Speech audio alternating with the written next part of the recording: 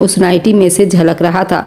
फिर वह अपने खुले बालों की चोटियां बनाने लगी थी तो मैंने उससे कहा कि तुम खुले बालों में ही बहुत खूबसूरत लग रही हो, बालों को खुला ही रहने दो, तुम्हारे खुले बाल बहुत अच्छे लग रहे हैं। फिर उसको बाजू से कसकर पकड़ लिया था और उसे बेड पर ले आया। उस वक्त कमरे में घुप अंधेरा था। मैंने कहा, मिस पूनम, अब तुम तैयार हो ना, क्योंकि असल खेल तो अब शुरू होने वाला है। वह तो मेरी बात सुनकर बहुत घबरा रही थी और कहने लगी, नहीं, मुझे बहुत डर लग रहा है। और तुम अभी से ही क्यों इतना डर रही हो? मैंने तो अभी कुछ भी नहीं किया है और तुम अभी से इतना डर रही हो। जब तुम्हारे साथ वह सब कुछ करूंगा तो तुम्हारा क्या हाल होगा? तब तो तुम्हारी पूरी दुनिया घूमती हुई नजर आएगी। शादी ब्याह कोई गुड्डे गुड़िया का खेल थोड़ी है, बहुत कुछ सहना पड़ता है एक लड़की को। मैं उसे डराना चाहता था बजाय उसे भरोसा देता। मैं उसे शादी के रिश्ते से बहुत ज्यादा डरा देना चाहता था ताकि पूनम नाम की लड़की अपनी शादीशुदा जिंदगी से इतना डर जाए कि घर ही न बसा सके और मैं अपने घर वालों पर यह साबित कर सकूं एक ही घर से दो बहनों को लाना उनका गलत फैसला था। वो बेहद नर्वस थी, चेहरे की हवाइयां उड़ी हुई थी। वह कहने लगी, नहीं भाई, मुझे लाइट बंद नहीं करनी, मैं लाइट जलाकर ही सोऊंगी। मैंने उसके दोनों हाथ पकड़ लिए। मैंने कहा, ऐसे कैसे पूनम, यूं तो नहीं होगा ना, जाने मन लाइट तो बंद करनी पड़ेगी ना। आखिर तुम्हें लाइट बंद करने के पीछे की कहानी भी तो पता चलनी चाहिए कि क्या होती है शादी के रात लाइट बंद करके।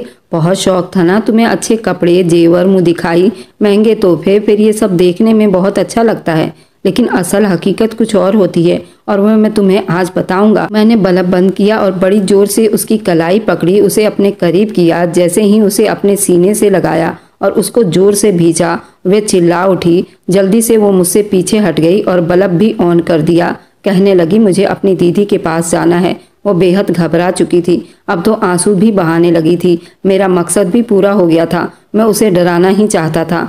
मैंने कहा, चलो चलो, नखरे मत दिखाओ, लेटो यहाँ, वरना तुम्हारे साथ जोर जबरदस्ती भी करूंगा। अभी मैं प्यार से तुमसे बात कर रहा हूँ, जबकि मैंने उसे बड़ी जोर से अपने सीने से जकड़ लिया था। वह जल्दी से उठ खड़ी हुई और कमरे से बाहर चली गई। उसने मेरे बड़े भाई का दरवाजा बुरी तरह से खटखटाया। मेरे चेहरे पर मुस्कुराहट फैल गई थी। बहुत शौक था ना मेरे भाई को शादी का और उनकी खुदगर्जी का उन्हें मुंहतोड़ जवाब मिलेगा। रमेश भाई के साथ साथ मेरे माँ बाप के कमरे का भी दरवाजा खुला। वह भी कमरे के दरवाजे पर खड़े हो गए। वो बहुत जोर जोर से रोए जा रही थी। कहने लगी, दीदी, मुझे आपके साथ ही सोना है। और भाभी के सीने से लगकर बहुत जोर से रोए जा रही थी। कहने लगी, दीदी, मुझे आपके साथ ही सोना है। रमेश भाई का मुंह हैरानी से खुला का खुला रह गया। मेरी भाभी पूनम के रोने से परेशान थी। कहने लगी, क्या हुआ तुम्हें? पूनम कहने लगी, मैं आकाश के कमरे में नहीं सोऊंगी, मुझे आपके साथ ही सोना है। रमेश भाई बेहद परेशान नजर आ रहे थे। भाभी उससे वजह पूछने लगी, लेकिन वह क्या वजह बताती। उसने कुछ नहीं बताया। पूनम तो भाभी के कमरे में चली गई और बेड पर जाकर बैठ गई। मेरी माँ कहने लगी, आकाश, उसे क्या हुआ है? शादी के रस्मों पर तो वो बहुत खुश लग रही थी। मैंने कहा, बहुत शौक था ना आप लोगों को छोटी उम्र की लड़की से शादी करने का। अब देख लीजिए उसका बचपना। हाथ पकड़ा नहीं कि शोर मचाना शुरू कर दिया। संभालिए अब खुद उसे। ये कहकर मैं अपने कमरे में आकर बेड पर लेट गया और सुकून की गहरी सांस ली। उससे पहले कि मैं सोता, मेरे भाई रमेश बड़े गुस्से से तकिया पकड़े मेरे कमरे में जोर से तकिया बेड पर फेंका और बैठ गया। जब मैंने पलटकर उसकी तरफ देखा, कहने लगा, हाथ हल्का नहीं रख सकते थे अपने पत्नी पर? मैंने कहा कि मैंने बस हाथ पकड़ा था भाई। अब क्या हाथ भी ना पकड़ता? मुझे क्या पता था वह इतना तमाशा खड़ा कर देगी। वह कहने लगे, मेरी रात काली हो गई तुम्हारी वजह से। मैंने कहा, मैंने क्या किया है? मेरी क्या गलती है? अरे जब 14 साल की लड़की को दुल्हन बनाकर कमरे में भेजोगे तो ये सब कुछ तो होगा ही ना। एक पैसे की अकल नहीं उस लड़की के अंदर। वह तो शादी बस इसलिए कर रही थी कि मुंह दिखाई में महंगे महंगे तोहफे मिलेंगे, नए नए कपड़े पहनूंगी। उसे थोड़ा बहुत भी नहीं मालूम था कि शादी क्या होती है। रात आपकी नहीं, मेरी भी तो काली हो गई है, इसलिए आप चुपचाप सो जाइए। ये कहकर मैंने बल्ब ऑफ किया और सो गया। लेकिन भाई को तो शायद नींद नहीं आ रही थी। मेरा भाई करवटों पर करवट बदले जा रहा था। मैंने कहा, भाई सुकून से सो जाओ और मुझे भी सोने दो। कहने लगा, मुझे नींद नहीं आ रही, बदतमीज कहीं का। पत्नी को कुछ वक्त नहीं दे सकता था? मेरी रात तो काली ना होती। मैंने दिल में कहा, आपके साथ तो ऐसा ही होना चाहिए। खुद तो शादी किए कि ये मेरी भी करवा दी। मैं रोता रहा, कहता रहा, भाई मेरे लिए माँ से बात करो, मुझे अभी शादी नहीं करनी। लेकिन नहीं, अब मजा आ रहा है ना, जब पत्नी के बगैर शादी की रात गुजारनी पड़ेगी। बहुत अच्छा हुआ, ये शुरुआत है। देखिए तो सही, उस नादान लड़की को मैं कितना डराता हूँ। रोज आकर आपके कमरे में ही सोएगी और आप यहाँ मेरे कमरे में। मैंने दिल में इरादा कर लिया ताकि अपने माँ बाप की उस बात को झुठलाकर रख दूंगा कि एक घर से दो बहनें नहीं लानी चाहिए, और मेरे इस व्यवहार से अगली 7 पुश्तों तक कोई भी ये गलती नहीं करेगा। फिलहाल अगली सुबह पुष्पा भाभी और पूनम दोनों ही कमरे से एक साथ बाहर आई थी। मम्मी नाश्ता बनाकर रख चुकी थी। मेरे भाई का मूड बड़ा खराब था, बार बार पुष्पा भाभी को देख रहे थे। वह बेचारी नजरें चुरा रही थी, जैसे वह कह रही हो मेरी क्या गलती है। पूनम जब भी मुझे देखती तो मैं उसे घूरने लगता। वह जल्दी से मुझसे घबराकर नजरें नीचे कर लेती। मैं चाहता था कि उसके दिल में अपना डर बैठा दूं कि वो मेरे करीब ही ना आए और मेरे कमरे में आने की कोशिश ही ना करे। मैं तो अपने दिल में बहुत खुश हो रहा था और मुझे तसल्ली भी थी, अब ये लड़की मेरे कमरे में नहीं आने वाली। पूरा दिन वह भाभी के कमरे में रही और मेरा भाई पूरा दिन आंगन में जले पैर की बिल्ली की तरह चक्कर पे चक्कर काट रहा था। 2 घड़ी उनको भी अपनी पत्नी के साथ नसीब नहीं हुआ, लेकिन मैं बड़ा खुश था और बड़े मजे से अपने कमरे में फिर रहा था। दिल किया तो दोस्तों में चला गया। 4 दिन के बाद इन दोनों बहनों का पगफेरा भी था। आज हम दोनों भाइयों की शादी का 6ठा दिन था। हमारे घर पर मेरे ससुराल वाले आए थे। आज रमेश भाई बड़े तैयार होकर बैठे थे। उन्हें देखकर मेरी हंसी नहीं रुक रही थी। पूनम मेरे पास बैठी थी। मैंने उसका बाजू पकड़ा और जोर से दबा दिया और उसके कान के करीब जाकर कहा, अब तो तुम अपने मायके जा रही हो, लेकिन आओगी तो जाओगी कहाँ। इसी तरह कई दिन बीत गए। आज हम दोनों भाई अपने ससुराल अपनी अपनी पत्नियों को लेने गए थे। वापस आने पर फिर से मैंने पूनम को डराया, आज क्या करोगी, कब तक बचोगी मुझसे? आना तो तुमको मेरे कमरे में ही है ना, और आज तो तुम वैसे भी बड़ी प्यारी लग रही हो। आज तो मैं सही में तुम्हें कच्चा चबा जाऊंगा। लेकिन वह आज बिल्कुल चुपचाप गुमसुम सी बैठी थी। अब उसकी चंचलाहट उस एक रात में खत्म हो चुकी थी। वह बार बार मेरे हाथ से अपना हाथ छुड़वाने की कोशिश कर रही थी। कुछ देर के बाद मैंने उसका हाथ छोड़ दिया। अब हम घर पहुंच चुके थे और भाई ने भाभी को साफ साफ कह दिया था कि आज चाहे तुम्हारे कमरे का दरवाजा कोई भी पीटे या तोड़ दे, तुम दरवाजा नहीं खोलोगी।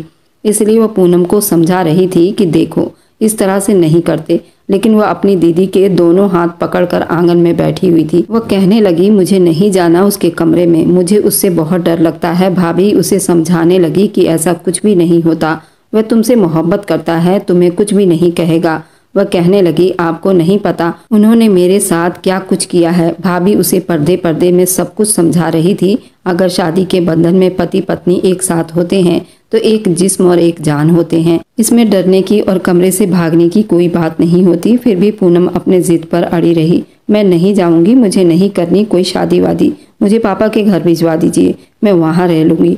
देखो ये सब अब तो नहीं हो सकता ना। देखो उस वक्त तो तुम्हें कोई ऐतराज नहीं था, तुमने कहा था ठीक है, तुम्हें शादी करने से कोई ऐतराज नहीं था। वह कहने लगी, मुझे क्या पता था ये होता है शादी में, मुझे नहीं पता, मैं नहीं जाऊंगी आकाश के कमरे में। रमेश भाई अपने कमरे के दरवाजे के पास हाथ बांधे खड़े भाभी को घूरे जा रहे थे और वे बार बार नजरें चुराकर पूनम से अपना हाथ छुड़वाने की कोशिश कर रही थी, उसे समझा रही थी। आकाश तुम्हें कुछ नहीं कहेगा, कुछ तो अक्लमंदी दिखाओ, क्या बचपना है।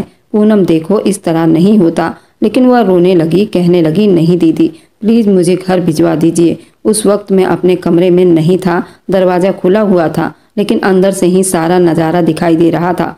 बड़ी मुश्किल से भाभी ने उसे समझा बुझाकर मेरे कमरे तक ले आई, लेकिन वह कमरे में नहीं आ रही थी।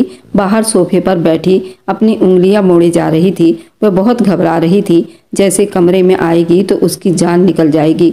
ये देखकर मैं बड़ा खुश हो रहा था और मुस्कुरा भी रहा था, लेकिन मैं ये नहीं जानता था कि वह इस तरह डर जाएगी। वह चुपचाप कमरे में आई, मुझसे बात किए बगैर उसने अलमारी खोली। उसने कमरे का दरवाजा तक बंद नहीं किया। अलमारी में से उसने अपना एक कपड़ा निकाला और वॉशरूम में चली गई।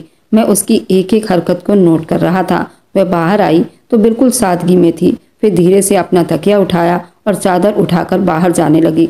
मैंने कहा, तुम कहाँ जा रही हो? कहने लगी, मैं बाहर आंगन में सोऊंगी, मुझे आपके साथ नहीं सोना। मैंने कहा, मर्जी है तुम्हारी।